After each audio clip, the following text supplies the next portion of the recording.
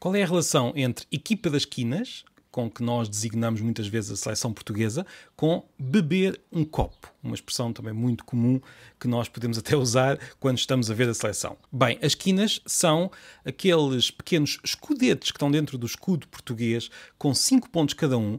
Quina originalmente queria dizer conjunto de 5, portanto as 5 quinas são os 5 conjuntos de 5 pontos que estão dentro do escudo português. Esta palavra hoje em dia já quase só se usa mesmo para designar os tais pequenos escudetes. É daquelas palavras em que o sentido ficou mais restrito. Às vezes as palavras alargam o sentido, outras vezes acabam por se restringir, e hoje, quando nós dizemos quinas, pensamos imediatamente na bandeira nacional. Agora, o que é curioso aqui é que nós usamos a equipa das quinas para designar a seleção, ninguém tem dúvidas disso, e isto implica um processo linguístico muito comum em que nós não reparamos. Eu vou dar outros exemplos do mesmo processo para explicar, e depois no final vou dar o nome deste processo. Por exemplo, se nós dissermos beber um copo, nós não estamos a dizer que vamos beber o copo em si, estamos a dizer que vamos beber o que está dentro do copo. É algo parecido com a equipa das quinas, já vou explicar porquê. Quando nós dizemos no futebol o banco está todo levantado, nós não estamos a dizer que o banco em si está levantado, mas sim os jogadores que estavam sentados no banco. Esses sim estão levantados e por isso nós dizemos o banco está levantado, o banco de suplentes. Depois temos também o próprio caso de quando dizemos Portugal está a jogar. Não é Portugal o país que está a jogar, mas sim a seleção que representa o país, a equipa que representa o país. E este é o mesmo processo linguístico que eu já vou dizer qual é que é. Vou só dar mais um exemplo. Por exemplo, se eu estiver a olhar para uma estrada em que os carros estão todos a ultrapassar-se uns aos outros e estão todos a agir de forma muito nervosa, e digo que aqueles carros estão todos muito nervosos, é claro que eu estou a falar dos condutores dos carros e não dos carros.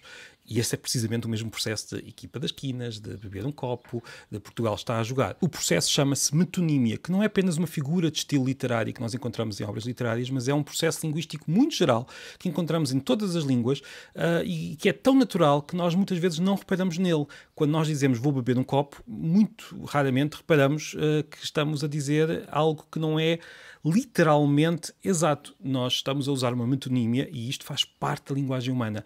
A metonímia e a metáfora. A metáfora é outra coisa. Se a metonímia junta elementos que estão próximos, por exemplo, as quinas estão na camisola da equipa e por isso nós falamos das quinas em vez de falar da equipa, mas são dois elementos que estão próximos.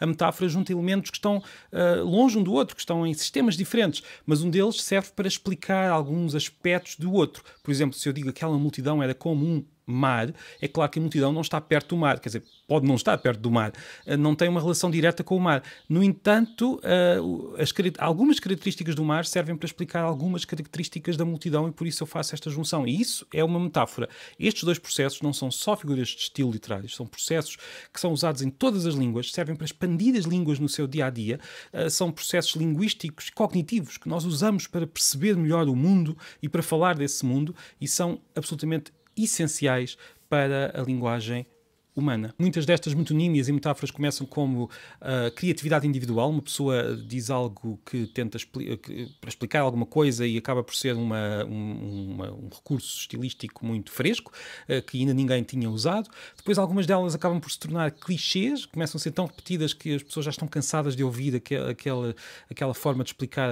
alguma coisa. Basta pensar, por exemplo, aquela multidão era como um mar, como eu disse, acaba por ser já um clichê, é muito repetido.